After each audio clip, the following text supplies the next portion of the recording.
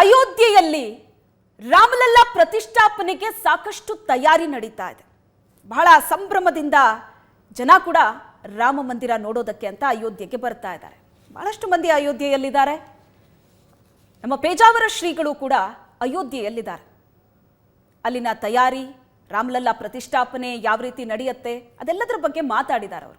5-6 ಶತಮಾನಗಳ ಹೋರಾಟ, ಸಾವಿರ ಲಕ್ಷ ಸಂಖ್ಯೆಯಲ್ಲಿ ಜೀವನವನ್ನ ಕಳ್ಕೊಂಡಂಥವರು ಎಷ್ಟೋ ಜನ ಇದ್ದಾರೆ.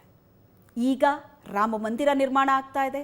2 ದಿನ ಬಾಕಿ ಇದೆ, ರಾಮಲಲ್ಲಾ ಮೂರ್ತಿಯ ಪ್ರತಿಷ್ಠಾಪನೆ ಆಗತ್ತೆ.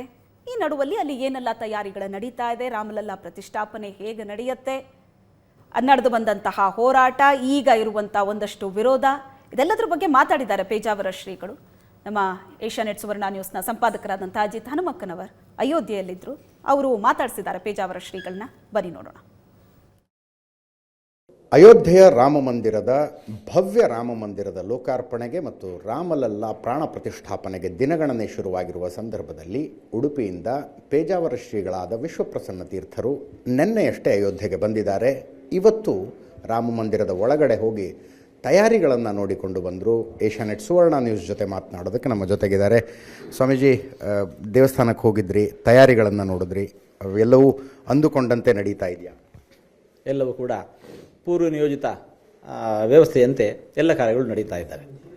ಅಲ್ಲಿ ಅಂದರೆ 9 ಹೋಮಕುಂಡಗಳು ಮತ್ತು 121 ಋತ್ವಿಜರಿಂದ ನಡೀತಾ ಇರುವಂತಹ ಹೋಮ ಹವನಗಳು, ಅದನ್ನು ತಾವು ವೈಯಕ್ತಿಕ ಆಸಕ್ತಿಯೊಂದಿಗೆ ಮೇಲ್ವಿಚಾರಣೆ ಮಾಡ್ತಿದ್ದೀರಿ ಅಂತ ಗೊತ್ತಾಯಿತು. ಏನೇನಾಗ್ತಾ ಇದೆ ಕಾರ್ಯಕ್ರಮಗಳಲ್ಲಿ? ಮೊದಲನೇ ದಿವಸ ಅಂದರೆ 22ನೇ ತಾರೀಕಿನಂದು ನಡೆಯುವ ಎಲ್ಲ ಆ ಹೋಮ ಹವನಾದಿಗಳು ಅರುಣ್ ದೀಕ್ಷಿತ್ ಅಂತ ಹೇಳಿಕೊಂಡು ಕಾಶಿಯ ವಿದ್ವಾಂಸರ ಅವರ ನೇತೃತ್ವದಲ್ಲಿ ನಡೀತಾ ಇದ್ದಾವೆ. ಎಲ್ಲ ತಯಾರಿಗಳು ನಡೆದಿದ್ದಾವೆ.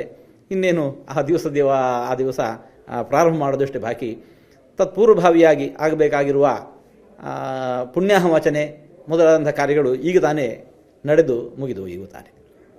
22ನೇ ತಾರೀಖಿನ ಕಾರ್ಯಕ್ರಮ, ಪ್ರಧಾನಮಂತ್ರಿಗಳಾದಿಯಾಗಿ ಹಲವರಿಂದ ಪ್ರಾಣ ಪ್ರತಿಷ್ಠಾಪನೆ ಕಾರ್ಯಕ್ರಮ ನಡೆಯುವಂಥದ್ದು.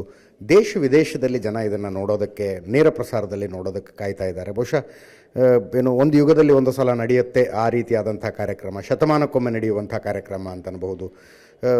ಅದರ ಬಗ್ಗೆ ಏನು ತಾವು ಹೇಳೋದು? ಅವಶ್ಯವಾಗಿ ಈಗ 5-6 ಶತಮಾನಗಳಿಂದ ನಿರೀಕ್ಷಿಸ್ತಾ ಇದ್ದಂತಹ ಕೆಲಸ. ಹಾಗಾಗಿ ಪ್ರಪಂಚದ ಆದ್ಯಂತ ಎಲ್ಲರ ಗಮನ ಈ ಕಡೆ ಇದೆ. ಕಾರ್ಯಗಳಲ್ಲೂ ಕೂಡ ಸುಲಲಿತವಾಗಿ ಸಾಗ್ತಾ ಇದ್ದಾವೆ. ಯಶಸ್ವಿಯಾಗಿ ಕಾರ್ಯ ನಡೆಯುತ್ತೆ. ಅಂದರೆ ಇಂಥದ್ದೊಂದು ಅತ್ಯದ್ಭುತವಾದ ಕಾರ್ಯಕ್ರಮಕ್ಕೆ ಹತ್ತಿರ ಬರ್ತಾ ಇದ್ದ ಹಾಗೆ ಶಂಕರರಿಂದ ಸ್ಥಾಪಿತವಾದ ಪೀಠಗಳ ಭಿನ್ನಾಭಿಪ್ರಾಯಗಳು, ಈ ರೀತಿಯಾದಂಥ ಚರ್ಚೆಗಳು ಅನಿರೀಕ್ಷಿತವಾಗಿ ಮತ್ತು ಹುಟ್ಟು ಹಾಕಿಕೊಳ್ಳುವಂತೆ ಆಯಿತು.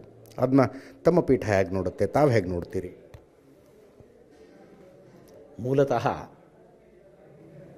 ಅಂತಹ ವಿರೋಧ ಅದು ನೇರವಾಗಿ ನಮ್ಮ ಟ್ರಸ್ಟ್ಗೆ ಬಂದ ಹಾಗಿಲ್ಲ, ನಮ್ಮ ಕೈಗೆ ಇನ್ನೂ ಸಿಕ್ಕಿಲ್ಲ.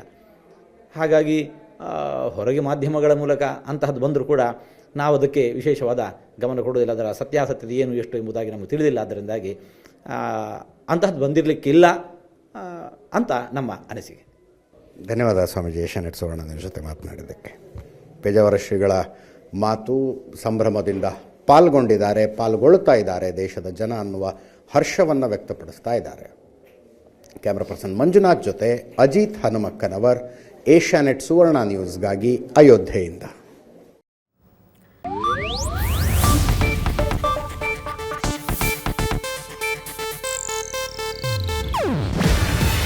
ಇದು ಏಷ್ಯಾನೆಟ್ ನ್ಯೂಸ್ ನೆಟ್ವರ್ಕ್ ಪ್ರಸ್ತುತಿ. ನೀವು ನೋಡ್ತಿದ್ದೀರಾ ಏಷ್ಯಾನೆಟ್ ಸುವರ್ಣ ನ್ಯೂಸ್.